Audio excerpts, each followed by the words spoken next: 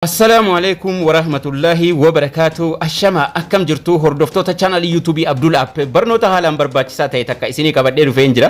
Akkaataa haala salphaa taheen TikTok irratti live seenan karaa sirrii taheen waa hunda guuttachuudhaan akkasuma live yeroo seennu akkamitti akka fayyadamuu qabnu barnoota guutuu isaa isinii qabadhee dhufee jira. Haga dhuma barnoota kanaatti na waliin turaa isiniin jecha namoonni haaraa taatan maatii ta'uun like share gochuu hin dagatinaa isiniin jedha.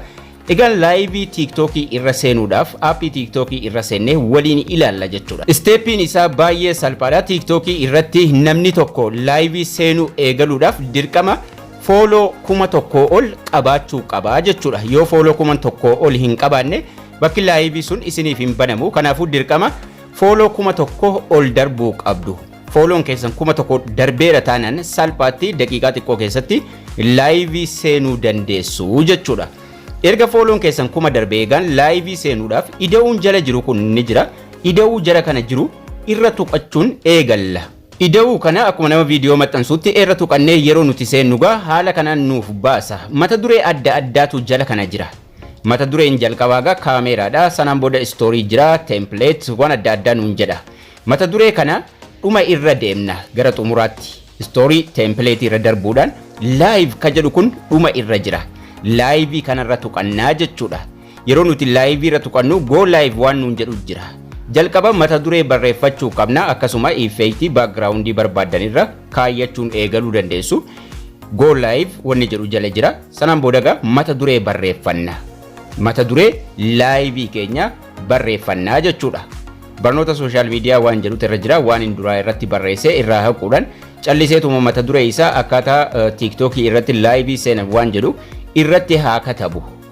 Mata duree live keenya katabannaa jechuudha. Inni jalqaba wanni nuti goonu jechuudha. Erga mata duree sirreeffannee mata duree irratti katabannee kaane wanni nuti settingii keessaa check gochuu qabnu tokkoffaa live irratti akka namni giiftii adda addaa nu kennu commentiin banaa ta'uu qaba. Mallattoolee adda addaa jiru kaameraa fuula duratti garagalchuudhaaf duuba gochuudhaaf ka jalqabaa fayyadamna.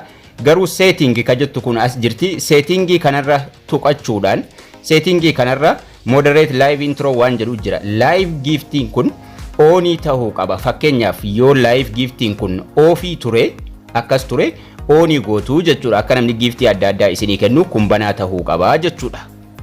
Live gift balance ka jedhu kana onii keenya jechuudha. Comment setting ni jira. Comment setting ka jedhu kana check goona jechuudha. Allow all comment ka jedhu ka jalqabaa banaa ta'uu qaba jechuudha. Kana jechuun allow all comment ka jedhu kun yoo ofii tahee yoo daalachaa'ee jiraate jechuudha. Namni comment isin irratti gochuu hin danda'u. Kanaafuu banaa ta'uu qaba jechuudha. Filter is on ta'uu qaba. Sanaan booda gara settingii kaanitti ammas duubatti deebinaa jechuudha.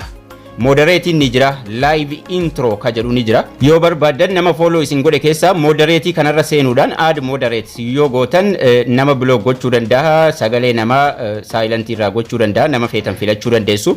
Garuu waan addii kana barbaachisu miti. Wanni guddaan live giftii onii gootanii commentii banattan taanaan amma duubatti deebi'uudhaan live seennaa jechuudha. Mata duree barreeffannee jirra waa hunda sirreeffannee jirra. Kaameraadhaan seenna taanaan kaameraa ongoone yookaan background irra kaawwachuudhaan waan barbaadan gootanii go live tuquudhaan amma live seennaa jechuudha. Maaliif live keenya qophaa'ee jira waa hunda sirreeffannee jirra. Kaameraa keessan mallattooruma jalqabaatiin ofitti deebiftanii yookaan ofirraa garagalchuudhaan haala barbaadanitti live keessan go live ka jedhu kana tuquudhaan live seennaa jechuudha. Go live yeroo isin tuqxan haala kanaan gara fuula duraa nu geessaa jechuudha. Amma live keenya eegaluuf deema. Eegalee jira already start tahee jira jechuudha. Layout kana irratti jalqabarra abbuma live seenessan qofatu jira jechuudha. Maaliif warri kaan sanduuqni shanan hafan ka invite goone nama finnee nama barbaanne irra galchuun waliin ittiin dubbannu jechuudha. Invite gochuuf baay'ee salphaadha. Yoo feetan invite irra tuqxu yookaan immoo guest ka jedhu kun as jira. Jala kana guest ka jedhu sanarra yeroo tuqne namoonni nu daawwachuu eegala yookaan immoo live keenya daawwataa jiran maqaa jaraa achuma jalatti argina invite goonaa jechuudha. Guest kanarra tuquudhaan guest kanarra yeroo tuqne bakka kanatti jara argina. Invite kana tuquudhaanis abbaa barbaanne invite goonee gubbaatti ol baasuudhaan waliin dubbachuu dandeenya jechuudha.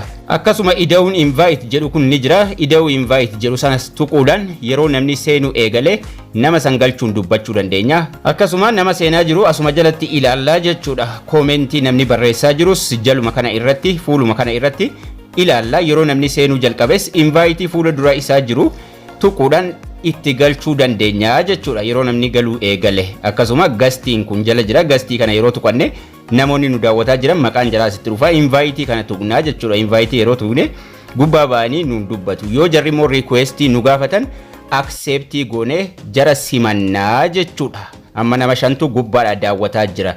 Yeroo live keenya erga seennee xumurree irraa bahuuf mallattoon kunas jirti. Mallattoo kana tuqanna. Sanaan booda end now ka jedhu kun ni jira. Indii tuquudhaan live keenya yeroo barbaannetti xumurree irraa baanaa jechuudha. Livein sun yeroo nuti indii tuqne haala kanaan view meeqa akka arganne giftii meeqa wanni hundinuu dhufee asitti nu baha. Annan barbaachisu delete haa godhu. Delete gochuuf kun asumarraa delete godhannaa jechuudha. Haala kanaan haala salphaa taheen karaa sirrii taheen live TikTok irratti seenuu dandeenya jechuudha. Egaan barnoonni keenya har'aas kana fakkaata. Akka isin irraa barattan abdii guddaan qaba. Laayikii, sheerii hiriyoota keessaniif gochuu hin dagatinaa isiniin jecha haga barnoota kutaa ittaanu walitti deebinutti turtii gaarii nagayaan tura.